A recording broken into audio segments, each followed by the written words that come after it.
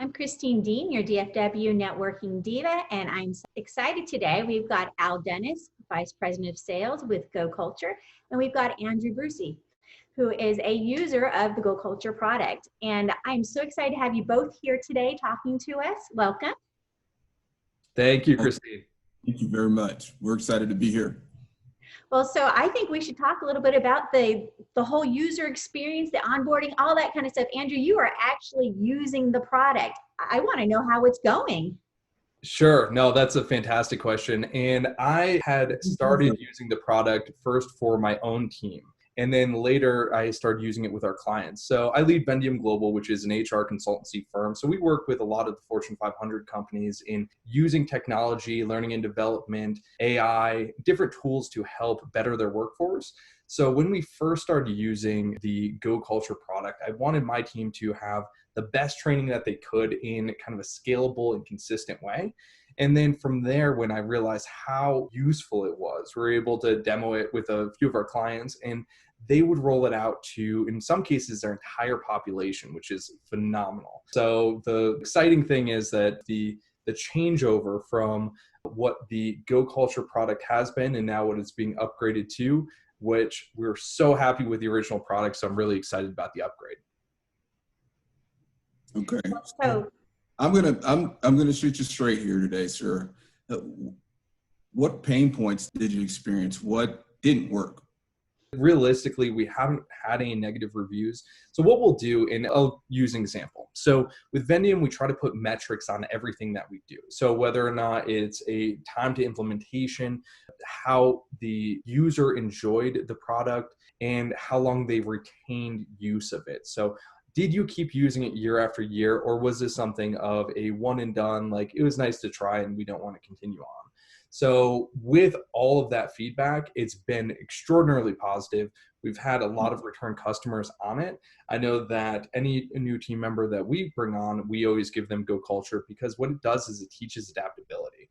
So I'd say that the initial user experience, which is where I would normally be able to point out the bad things about any electronic product, a computer-based product that would be something negative, it's very intuitive. So the one thing that had to be described to me, which I thought was a really cool feature as soon as it was described to me, is how the scores are done. So after you go through the assessment, you're given a score. On that score, there are two circles around the circle that contains your score. One shows your score relative to the circle. So obviously 100% is the full circle. And then the next is what your score was. And the third is going to be the score of the institution, or what the average is. So that could either be set to what the institution's average is or what the normal average is. That, And when you say that, you mean the company, right? So the organization as a whole, or each department can have its own score? thus far, we've only used it for what the company's score is or what the industry standard is. Specifically because when you're dealing with different industries, and I mentioned that we work in HR, HR is not specific to an industry. So it may be oil and gas or retail or technology. Out of any of those fields, those are people with different skill sets or different cultural backgrounds. So in a lot of cases, it works well to see what the institution, the company is coming in at. So then they know that, hey, I'm not just ranked against a general number here. I can know where I stand on this total score and then each of the 15 factors. Well, within your company culture, it sounds like, where do you fit into the bigger culture here? How do you compare and to adapt and be able to work with diversity and inclusion? Yeah, and absolutely. I threw a hard ball out there. What I meant to first articulate is how it worked and how he believed in it. We know that the product, we know it's really successful, but specifically, how do you see it impacting an organization? For example, communication is important. What do you see as a gain? What worked for you? Mm-hmm. Absolutely. That's a great question. So we will send out surveys on any of the products that we use. So the Vendium model is most typically a combination of consulting mixed with some form of technology. The technology may be built in-house with Vendium, or we may use outside suppliers such as Go Culture. And so whenever we send these surveys, they're through different means of however people want to interact. And that will tell us of, hey, what's working for you, what's not. We send these quarterly, and they're usually a pulse survey of a smiley face, neutral face, or sad face. And then how are you feeling immediately? And if it's a sad face, give us more information. If it's happy face, they have an option for more information as well. And when we're looking at that data, people will generally say that the good side of it is that it's intuitive. So it's easy to use. It's something consistent that you can use. So you can just keep it on your desktop, right? So if you want to go in and you take either your intercultural training or diversity, equity, and inclusion very seriously within an organization, then you can have something where you set a certain amount of time each week for it, even if it's 15 minutes. You can go back in and rewatch the videos. There's actually a section that I like to nerd out on, and I regularly do this just to keep up with it. Even for a section that I might score higher on, I'll go in and watch the video again just to refresh myself on that, because we all go through ups and downs. And so if there's something that I may be strong on right now, it doesn't mean that I can't get weak on it in the future. And it doesn't mean that I can't make it even better in the future as well. So yeah, I'd say, to answer your question directly, the best things that people like are that it's intuitive and that they can use it regularly without the feeling of the minutia of going in and like, read this chapter again. Like, oh gosh, I can't. I do not miss university for those reasons. But when you can go in, do something as simple as just have a video play in the background. You can just cycle through them. Also, the tool has links to podcasts as well, which are even more helpful because you'll have the base training and then you'll have access to additional information. So it's nice, simple, easy to use, and they don't feel like they're stuck. You know, like those all-day required trainings that you have to sit through. And we've all done it, right? Anybody who's ever worked any kind of corporate job and any kind of business structures, you know, your eyes are glazing over. You're trying not to fall asleep as you're watching, you know, the same training over and over again. And you don't feel like you ever interact with the material. You don't ever feel like you really absorb it. Feels like it's one of those other things. And I think that's the cool thing about Go Culture, is the ability to feel like you're really actually learning something and it's interesting. It's more interactive, I think. I completely agree. I've heard it called software for soft skills. And I'd like to ask you, Andrew, what's your take around that? I know 47 years of research has gone in and it's produced top-notch results, but how would you explain that from a feedback standpoint? What type of feedback are you receiving from those that are enrolled? One of the items that we look at a lot, especially in the HR space, are employee engagement surveys of how is someone feeling, and that's how most often you will quantify the emotional aspect of business. And when you're looking at a soft skill, it's almost impossible to quantify. So I used to work at Walmart for a number of years, and I led their mobility team. And whenever you give a performance review, you're ranking on different factors, right? And some of those include soft skills. So how are you saying, hey, Al, your leadership quality is this. Your communication quality is this. It's entirely subjective to the leader, which is the problem fundamentally, right? Because one leader may say, you have the best communication style in the world. I know that if Christine would critique my communication style, I'd probably get a C-, if that. And so it's interesting because of that subjective quality, it impacts development, because you don't know in certain cases if you have a leader that really, really likes you, and they may like you because you're similar, right? Then they'll rank you high on the soft skills. But if they dislike you, or that you have a misalignment in some way, you come from a different culture, you come from a diverse background that is different from them, so they're not receiving those soft skills in the same way, they may rank you lower.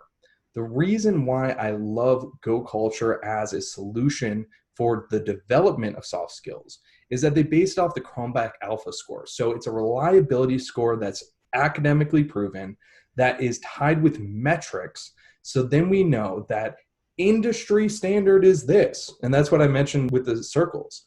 Then my personal ranking is this. So I know that in order to be this good, then I need to improve on this circle. or again, if I'm really good in a certain area or really bad in a certain area. It's the balance in being able to quantify those metrics so then you can improve upon it, and then giving your leadership those metrics so then they know where to work with you and for your personal development plan, showing over the year that, you know what, for my evaluations, I started off the year here. I am closing the year here, that this is a tool that you can functionally, and we do have a lot of clients that do, use it during performance evaluations because it's part of their personal development plan. Thank you for that. So let me further clarify, because I think it's a really important point that you made. We're basically talking about bias, right? And maybe unintended bias. It doesn't have to be, intended bias or out of malice. Basically, it's just, we just don't know. And we actually can now, to your point, quantify that. So that's pretty exciting. But let me make sure that's what we're on the same page. If we're talking about bias or unintended bias, I don't know if we've been able to quantify and actually find a way to reduce that effectively yet. That is a phenomenal point. And so I'll share a bit of a secret of how a corporate evaluation process will work, especially as soon as you start to rise through ranks, is that, so first we've all had the general, mid-year and annual evaluation, right? That is just saying, how did you do? So first to that, of at the end of the year, if you have a mid-year or annual evaluation or both, then how do you remember what you did 6 months ago? And what if it was something small? Then that is very difficult to quantify. So quantifying that is an important thing. But I raise that because of my next point of the what you do beyond that is what's known as calibration, where you'll get a bunch of folks in the room that are of a certain level, and they are assessing and ranking and calibrating the people below them to that annual evaluation. So we know that Christine is really, really good in this regard, and her leadership may really like her. Part of the greater team's leadership will be brought in to also assess her, to say, this has been my interaction with her. And to remove some of that personal bias that may exist because they know Christine. Right. Well, so then your leadership will highly likely rank you very high, while another team leader is going to rank their team very high. And so what happens is then everyone will calibrate and discuss where they fall on certain scale. As soon as they're done with that, then the next team comes in and they just keep going up and up, and the folks in the room get smaller and smaller. Now, the bias portion of this is that you'll have people that obviously in certain organizations, I'm just going to be candid about it, is that we hire people that we like. Who do we like? They're people that are similar to us. So with diversity, equity, inclusion initiatives, that is showing the value of people that are different than us. So when you're in those calibration settings that are controlling your future ability to promote, then it's not just the people that are all alike and all similar and all gravitating towards one, because there could be an outlier that they just don't actually understand that bias point that may have actually the best skill set in the room. They may get a poor evaluation because they did not align as much with the group that hires people that are like them. And that individual could potentially not be as productive, may become disgruntled, may have additional stressors. Talking about quantifying, you can quantify that. What experiences have you seen or have you witnessed that you just see breakdown and bias causing direct loss and a negative impact on the ledger? Mm-hmm. That's another great question. I feel like I'm a broken record in saying that, but so I'll pay you afterwards. Oh, right. So the most common use that we've been using Go Culture in, especially prior to this upgrade that is, really zeroed in to diversity, equity, inclusion, is for intercultural competence. So working across cultures. Now, there is a gap in corporations in general that usually you'll have a talent management function that will assess the skill set of certain people and then work to improve them. Now, that is a very expensive endeavor. And it's an expensive team. And during any restructure or furloughs, they're often the first to go because they're saying, this is a nice to have. We trust our business leaders to know what they need. Now, the problem of knowing what you need is when you send someone from one culture to a different culture, you may really like them and they may be really aligned with your culture, but as soon as they get there, they may fail. There was a great example where in the past, I helped a gentleman that moved to Japan. And he was, be candid, very American. So he was loud, he was brash, he was extraordinarily aggressive. He was the type of guy that when he enters into the room, everyone just will immediately at least look busy because, oh my gosh, this is what's going on. But he was going to Japan. So as soon as he went there, suffice to say, it didn't work out well. And so his leadership there was trying to assess him and coach him on it. But in a collective society, when he was very individualistic, it wasn't functional. We've seen it before with people going to South Africa or Brazil or to even another part of the United States. Because a great example where, Al, we had a good conversation of us being fellow East Coasters, where afterwards you went to Texas. And you said it. I didn't say it. Go ahead. Oh, right. But so the biggest form of culture shock I've ever had, this is a fun personal fact, is actually in Texas. I was driving to San Antonio to visit a friend of mine from Denver. I was going to university at the time. And I stopped in a gas station, and there was a lady that as soon as I went in, she goes, "Hey, how y'all doing?" And I'm looking around to see who else is in there because it's just me.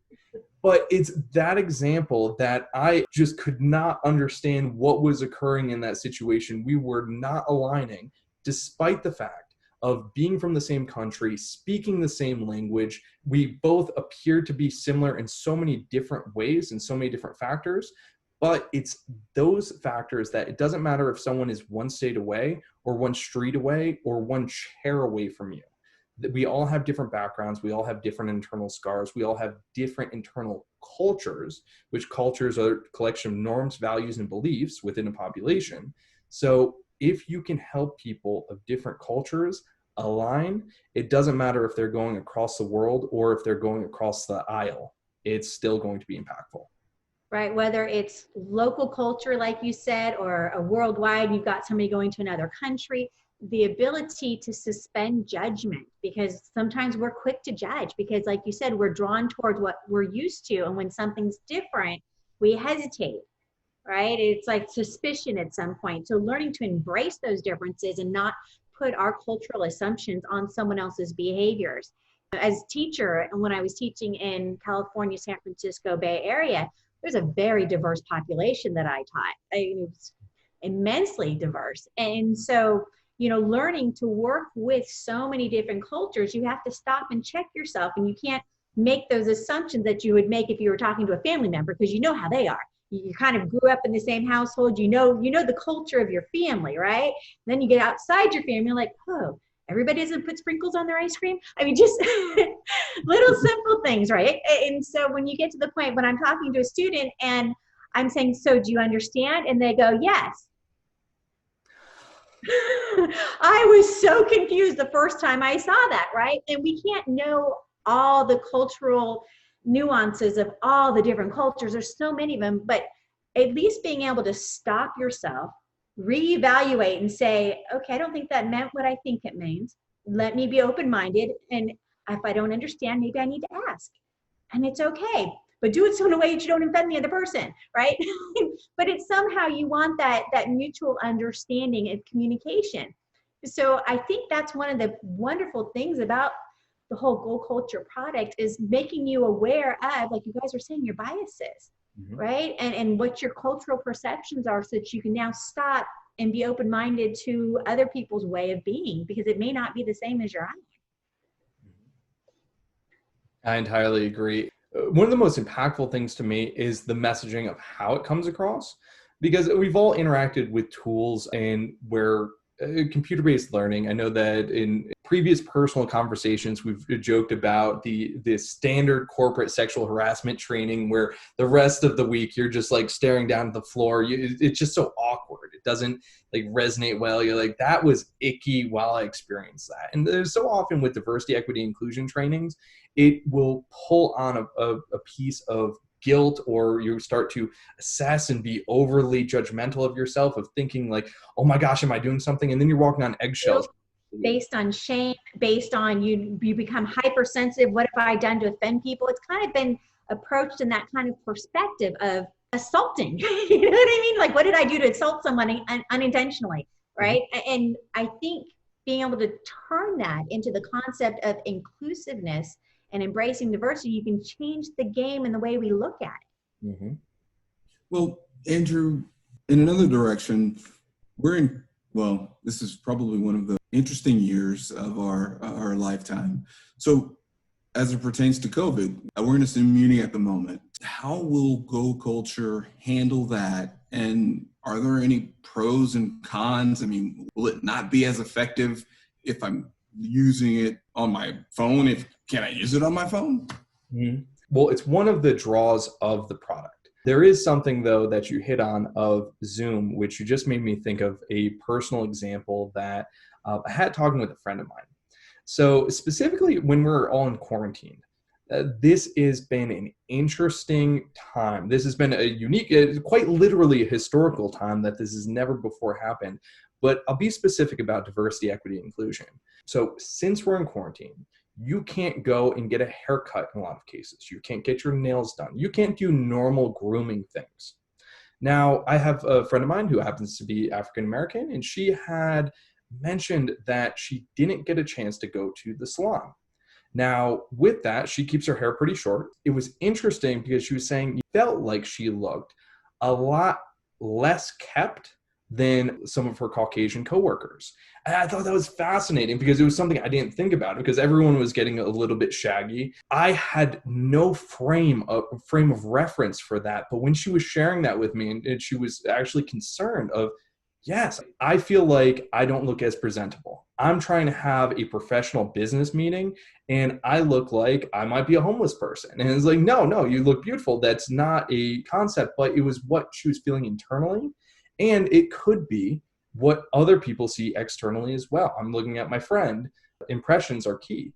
So what are they seeing there? So I think that because of our new normal, because of what we're interacting with now, we're recognizing areas of bias and areas of both internal and external perception that we haven't before interacted with. So it's essential that we go ahead and capture that quickly before it starts raising our attrition rates. Absolutely. And when that occurs, from my experience, it seems as if we make assumptions. We don't know and we don't have data. We tend to make assumptions, and we all know that making assumptions can be dangerous. So thank you for clarifying that for us. Yeah. That is a great example. And really, when we think about how we're feeling and being in an environment where we feel safe to share that. And I think that's the inclusive part of this whole diversity, and equality and inclusion, and making people feel like they can be in an environment where they can share what they feel is their truth. Mm-hmm. That's what this is all about. So even though she may have been feeling that way, doesn't mean someone else felt that way towards her. And it didn't mean some of them might. I mean, you just don't know. But being able to share your truths and being in an environment where you feel like your opinion can be heard and it's safe to say those kind of things. Whatever it is that's on your mind, whatever is appropriate in that environment. So I think that's one of the important things about the whole concept of inclusion and making people feel like it's safe. It's okay to be you, and it's okay that we're not all the same. Yes. Yeah, absolutely. One of the biggest uses that so I'll say it's a use of the solution that we discovered after using it. So first, we're just using it for expats. So because you have a 40 to 60% failure rate on an expat assignment, and some of the items that we already discussed of going to a certain area and not melding well with the culture, that is one factor of it. What we found is that it's also highly effective and using it for interpersonal interactions. And that's why it's so great that this is being upgraded specific to diversity, equity, inclusion. But it's because in a corporate environment, there was once a training that I went through, and this was supposed to be an ongoing training called High Performing Team. And it was encouraging us and almost forcing us to have tough conversations with one another. One of the classes I had to take along with it was called Fierce Conversations, of where you would have to have a conversation that would make you feel uncomfortable. Part of that is that we are so nervous to share our vulnerabilities with people we don't feel safe with. Now, when we do share our vulnerabilities, it is a connection item between human beings that I feel safe. I'm trusting you with this truth of mine, with this fear of mine, with this vulnerability of mine. Now that I've done that, I feel more connected with you. I trust you more, and you can feel connected with me to share your vulnerabilities, share what you feel scared about. And now we're protecting each other. We both know vulnerability is about each other, and it becomes a self-fulfilling prophecy that humans want to connect with other humans. We're social animals. So when we can share our vulnerabilities, feel comfortable to share those vulnerabilities, and be adaptable when other people are sharing theirs with us, and that we can flow in, even in a way that you may not personally understand. I may have never experienced that before in my life, and I might be sharing something that you've never experienced before in your life. But listening is powerful, and human connections, especially in the business environment, are made most impactful. They're made at the strongest level that they can be when we're able to be open, honest, and feel comfortable wherever we are. And I like the way that you said, it's a great segue, the business environment. We'll talk about, I guess, to close, what stands out to you?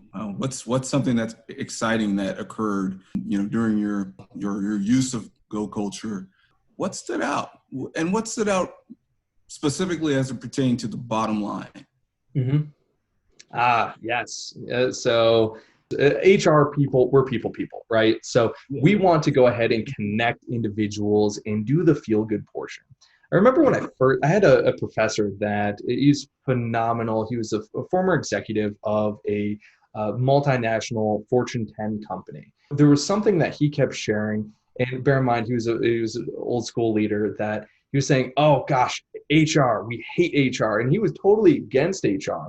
So I had gone through a bit of development of realizing that HR was kind of the gatekeeper. Those were the rule people that, like, the lawyers or something that you did not want to follow. But HR as people, as a call center, they are there to drive human resources. Human resources are the functional, operational item of any business to make you do well. When your people do well, your bottom line does well. So there's been a couple of things that we've noticed. First is that any of the expat failure rates of any of our organizations, it obviously varied per organization that we rolled it through, they dropped down significantly. And when I say significantly, some of them into the single digits, where the failure rate was no longer a true failure because we were able to have actionable results and pivot before there was a problem, even if they did not have those talent management dollars that we've talked about in the past.